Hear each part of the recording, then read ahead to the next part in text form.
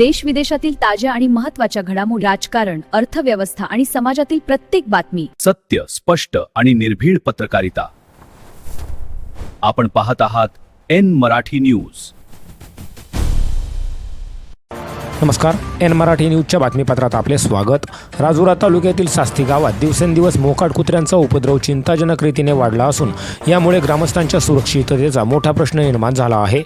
या वाढत्या समस्येची गंभीर दखल घेत समाजसेवक आकाश मधुकर चन्ने यांनी सास्ती ग्रामपंचायतीकडे मोकाट कुत्र्यांचा तातडीने बंदोबस्त करण्याची मागणी करणारे निवेदन सादर केले आहे.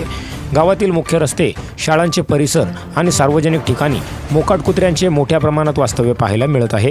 या कुत्र्यांमुळे लहान मुले, महिला, ज्येष्ठ नागरिक आणि तसेच सकाळ संध्याकाळ फिरण्यासाठी बाहेर पडणाऱ्या नागरिकांना मोठा धोका निर्माण झाला आहे.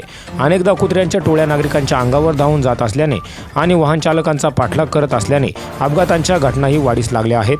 याशिवाय रेबीजसारख्या आजारांचा धोका लक्षात घेता ग्रामपंचायतीने पशुवैद्यकीय विभागाच्या समन्वयाने मोकाट कुत्र्यांचे निर्बीजीकरण, लसीकरण आणि आवश्यक ती कारवाई तातडीने करावी अशी मागणी निवेदनातून करण्यात आली आहे.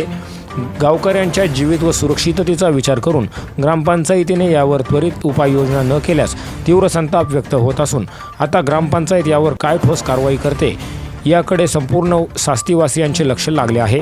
ब्युरो रिपोर्ट, आनंद मांडवकर, राजुरा.